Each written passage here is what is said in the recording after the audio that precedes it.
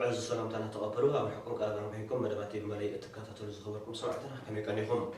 منهم أقد دستز برنامج زينا ومسانا لنا حيزنا قريبنا لنا مكتاركم بخبرنا قدم زينا زببركم مقريش من ده كرميقن أرسا زينا ودب حدنا تسوان فتحي أبا موداتا نايز حيزنا زلنا ورحي كاب عدد أسران شمتان كساب عدد سلاسان حدن مكلتشم أسران قال أين تاريخاون قبايو ككايد مخان تحبيرو ኣብ ለንደንን ከባቢኡን ዝነብሩ ኤርትራውያን ነቲ ኣብ ኤርትራ ተኸሲቱ ዘሎ ማሕበራዊ ሕሰምን ወረኩናትን ከብቅዕ ዝፅውዕ ሰላማዊ ሰልፊ ኣካይዶም ባይቶ ብሄራዊ ክልላዊ መንግስቲ ትግራይ ንጉዳይ ምርጫ ዝምልከት ሕገ መንግስታዊ ምምሕያሽ ኣካይዱ ኣብ ሱዳን ናብ ዴሞክራሲያዊ መስርሕን ምስግጋር ንግዜያዊ መንግስትን ምሕጋዝ ክዋፈር ካብ ዝተመደበ ጉጅለ ሕብራት ሃገራት ናብ ካርቱም ከም ዝኣተወ እቲ ኣህጉራዊ ውድብ ኣፍሊጡ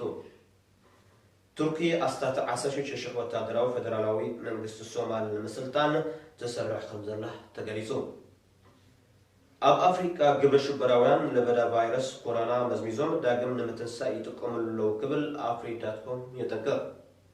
سمزي ودب ليبانوس نايجز حيرات بين القصرهم توسينو. كبرى سمعتنا على أساس أحمد كتكاتات الصنعهم لحرز حس المساقة قريته زلزلات حيزنا خلنا منسقكم منها مسانا سمحون.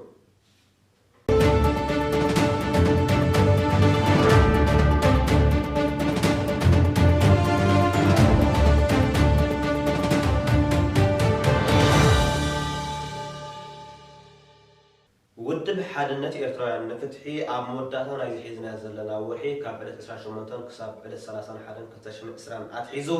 قال أين تاريخاون قبايو ككاين مخان تحبيرو بزم مسرت كل نزوباتات ودب حادنة إيرتراويان فتحي وكلتن قبايا أب ممراس أب سعو آخيباتات كم زلوا نتي بملي حبيروم ودب حادنة إيرتراويان فتحي أب زز حلفة كل التعامات زحالفون بودتاتن نعوس سجيرو زجبطون نايك ألسي تمكرن ودباو كرسة أقوامان بمجمجام نزنبرو أونتون ألوتان بدقيقة دحر مزتاي أكتالي كمحيشن كتبورن زلون مدباتن ودباوي سرت تقالستن نمعباي زبابر زلو تصادفو دحر مماي كهولو زلون روحيتات جمجام أبوكيات يركب بهذا مسألة أبلات ودب حد نفتوان نفتح سمين أمريكان كندا بوغنم أبزخر التعامت بدرجة زبان ودبن زنبرة أولتان ألوتان بعلة السلسلة وحشمة تحتشم إسران لعلوت حلفتي أبستركبولو سفيح جمجام ودبم أكيدون أبتا أخيبا حلافي تشنفر سمين أمريكان كندا بسيتي إلسا أماري أبزخر بطوصاب ودب حد نفتوان نفتحي أبزخر التعامت كاب زعممم جزفتن أيك ألسي مدبات بسفيح الحرم الزرزار أبى بوليتيكاو زبدناتن بوليتيكاو مسرح ألسن زن أمام كبز جبته جلسا ودب حد نتيجوان فتحي بكل مدايو قريحو أبز الرأي بزل أوان كالسنا زياراتي زحلفنا أيك ألس بودوتاتن مسانخلاتن بحجز صبيانا زلو صنعتن حيال توفاينتن زيادة مستو علكم زلنا كم جزب يلنا بمبال أبريها أبتا أخيبا جمجام كلن كفلتاتن شنافرن دحر مقرابن بأولات نزغر بحوتاتن ريتاتن بعمق تزكيلو بزم مسارات حادث مكتك أزيتنا ليه بسعينا نمسسني مع كنتي بملايزو وعل $6 أمريكا كم زوفيه تحبيرو كم زفلت كم زون أولات ودب حد نجسوان فتحي سمين أمريكا كندا نمسسني تي بملايزو وعل $14,300 أو في منبارو زكريم نزت أساسي روز بزحنا زينا خمسة مركوتو أبلات ودب حد نهجوان فتحي زو إسرائيل نخال أي ودبا وقبائي وكلتو مريسون كم تصحفون كلن جنافرات دما أبززت عمان جزيان ساعتن مس أبلاتن نزنقع مدد فرين حدا وليلا يقبل خمسة لوح تقريتو انتو خاني مززر بحمام كورونا بزمات أطن ببجنافراتن سمناو مدد بمسرع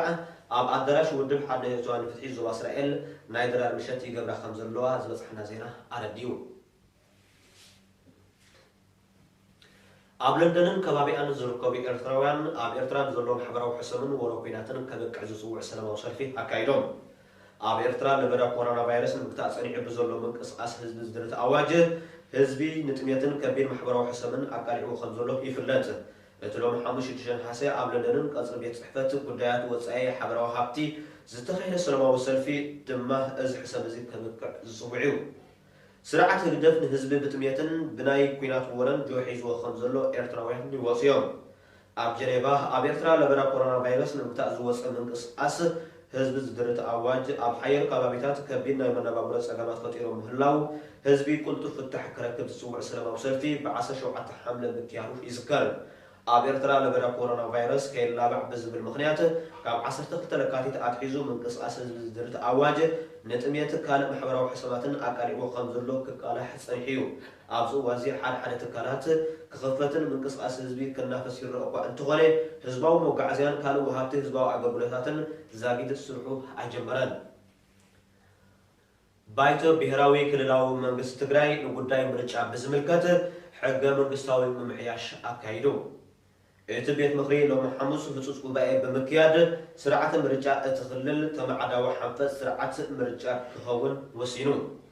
እቲ ባይቶ ቁፅሪ ኣባላቱ ካብ 152 ናብ 190 ክዓቢ ድማ ወሲኑ ባይቶ ክልል ትግራይ ሎሚ ኣብ ዘካየዶ ሓምሻይ ዘመን ታሻዓይ ህፁፅ ጉባኤኡ ኣብ ምርጫ ጥመተ ዝገብር ንዓንቀጽ 48 ንኡስ ዓንቀጽ 2 ሕገ መንግስቲ ትግራይ ኣመሓይሹ ቅድሚ ሕጂ ኣብቲ ሕገ መንግስቲ ዝነበረ ስርዓት ምርጫ ኣብዝሓ ድምፂ ዝረኸበ ይብል ዝነበረ ናብ ተመዓዳዊ ሓንፈት ስርዓት ምርጫ ክመሓየሽ ተገይሩ ኣካቢ ቀዋሚ ኮሚቴ ሕግን ምምሕዳርን እቲ ቤት ምክሪ ኣይተ ሞገስ ታፈረ እዚ ምምሕያሽ ኣቐዲሙ ኣብ 2009 ዘተተኻይዱን ተወሲኑ ዝነበረ እዩ ኢሎም ኣብቲ ክልል ዴሞክራሲ ንምዕማቕን ኩሎም ብህዝቢ ዝወሃቡ ድምፅታት ድማ ዋጋ ክህልዎም ዝገብር ስርዓት ክብሉ ተዛሪቦም ኣይተ ሞገስ ወሲኾም ሕገ መንግስቲ ክልል ትግራይ ንምምሕያሽ ብመሰረት እቲ ሕገ መንግስቲ ኣብቲ ክልል ዝርከባ 94 ወረዳታትን ከተማታትን ዝኣተወን ምስ ፀደቀ ናብ ቤት ምክሪ እቲ ክልል ቀሪቡ ምጽናዑ ሓቢሩ እቲ ቤት ምክሪ እቲ ምምሕያሽ ሕገ መንግስቲ ብሙሉእ ድምፂ ድሕሪ ምጽናቕ ኣዋጅ ምርጫን ስነ ምግባር ምርጫ እቲ ክልል እውን ኣመሓይሹ እዩ بمسألة اتم حياش اب تግራይ ቅድሚ ሕጂ ዝነበረ 152 ብዝሕ ተወከልቲ ኣባላት ባይቶ እቲ ክልል ናብ 190 መናብር ክዓቢ ተገይሩ እቲ 152 መናብር ሰሜናዊታዊት ብኣብዝሓ ድምፂ ብዝሰዓረ ፖለቲካዊ ውድብ ወይ ውልቀ ተወዳዳሪ ዝተሓዝዩ እቲ 38 መናብር እስላሚታዊት ድማ እቶም ተወዳደርቲ ፖለቲካዊ ውድባት ካብ ዝተፈላለዩ ምርጫ ዝረኸቡ ድምፂ ተኣኪቡ ከም ዝረኸቡ ዝማቐሉ ከም ዝኸውን ተገሊጹ نتي 38 منابر نمقال ودبات أقدمن أب كوميشن مرجع سبات أمزجبن كسر حيان. أب السودان بديمقراطية مسرح نمسججار نجزياو منقسين محجاز ووافر كالستمدبه حبرات هجرات نقطون كم زاتوه إتي أهجر ودب أفيدو. إتي بستيفن ماكوير تمرحون نقطون توافر زلون أسبوعيلة أم حنسات مدبات نايتين عصر تحت أوارح أب السودان كسر نحمخانو تمدي بزلون تلقو حبرات هجرات كنت تفيو. أتو بجلة مثل عروسة بالسلطان من قسم فسمت أكلاتن بمرخاب تلقوا حبرات عقارات نتفتاتو زكاي لو عقابات بزملكت كما كريم مثل قار ديمقراطية السودان أم حجاز وافر تلقوا حبرات عقارات كابسنة التشرف إسران أبصرح وافر وكا أنتنبرو بسنتين لبدا كورونا فيروس كم سنوي تحبيرو السودان دحر ورقة سرعة بشر بوتادراو بجلة سبيكاوان حبراتن بوليتيكا ودباتن استمعكلي مساغاغر منغستو قيمو دحر خدت عامتات بحزب استمرسه منغستي سلطانو كركب تثبيت يقبللو ابت غزياو منغستي امنغوتي وتادراو بجلن برغيساو وغنن زي متما سلستفتره اب ديموكراساو مسغغار حبرات هاغرات بزقربه امامي مسرتي تلقو حبرات هاغرات نابت هاغر زات زلو تركيا أصلت عصر شيشة وتادراو فدرالاو منغست الصومال المسلطان تسرح خمزلا أما أرشد ركب أمباسادر اتهاجر مهمة يلماز نعقل بلزينا أنا نلو حبيرو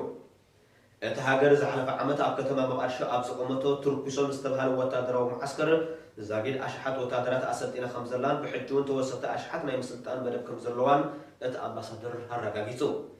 زمدنا تركون سومالن أو وتادراو متحقاز ترايس تحات رقم زيكون زنة سرائتي أمباسادر أبكو طبعا نقدن استجمرو مدبات خمزلوان تغيسو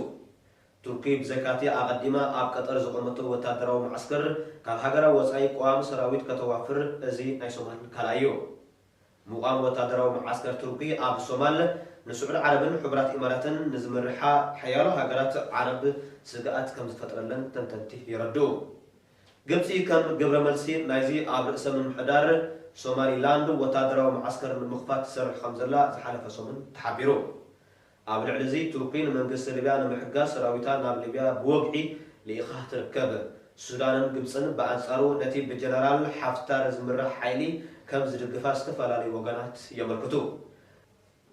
قطر نتركي فتدقف ان كلا سعود عربن حبرات اماراتن دما نغبصي يدقفالوا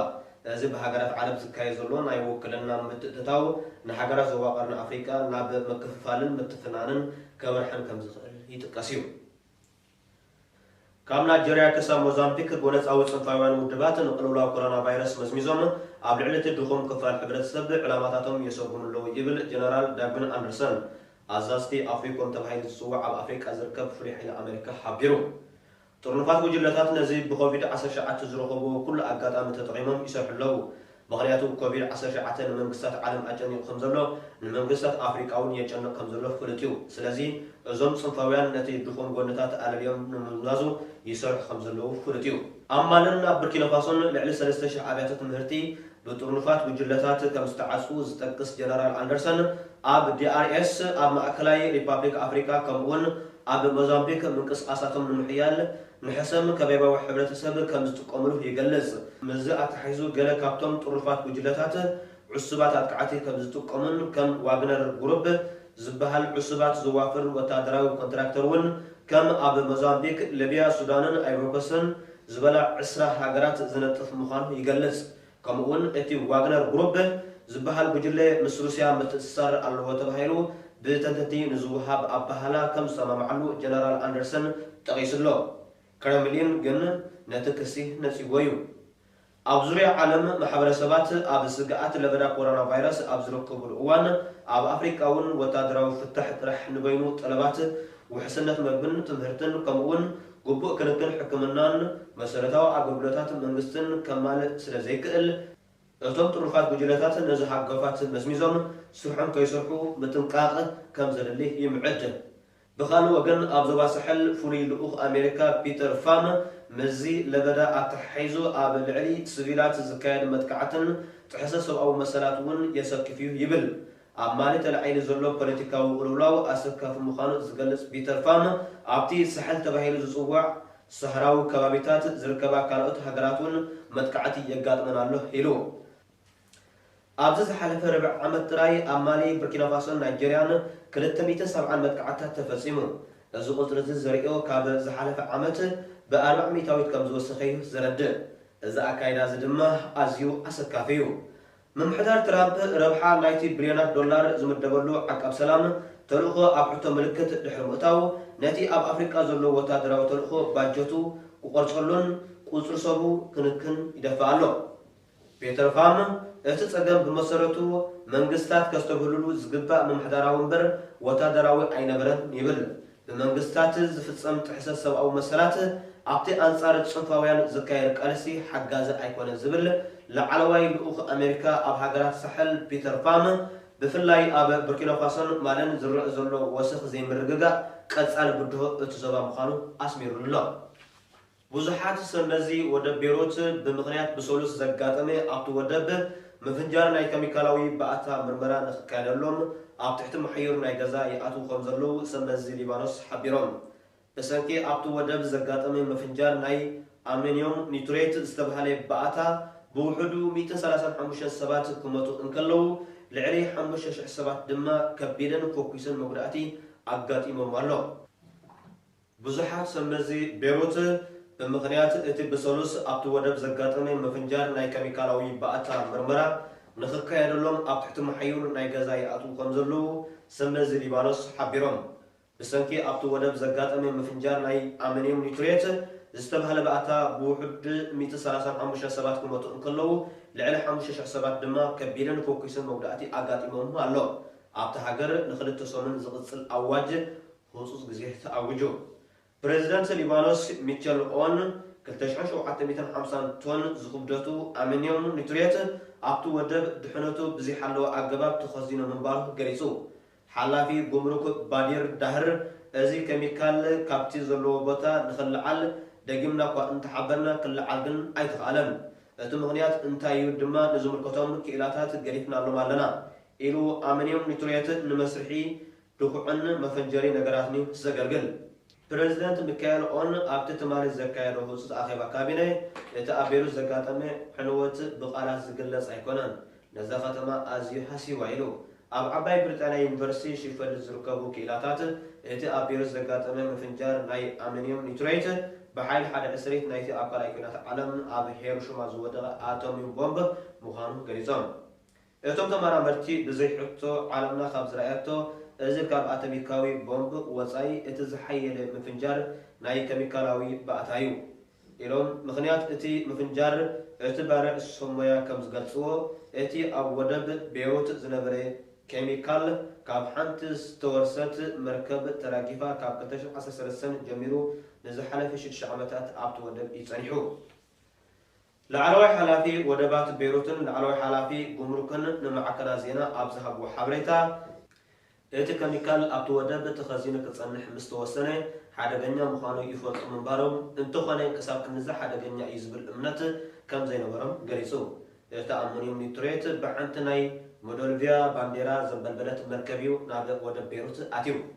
እታ ርሁስስ ዝተባህለት መርከብ ካብ ጆርጅያ ናብ ሞዛምቢክ እናተጓዓዘት እንከላ ቴክኒካዊ ፀገማት ምስ ኣጋጠማ ናብ ወደብ ቤይሩት ከም ዝተጸግዐት ንሕጋዊ ጉዳያት መራኽብ ዝከታተል bbrs.com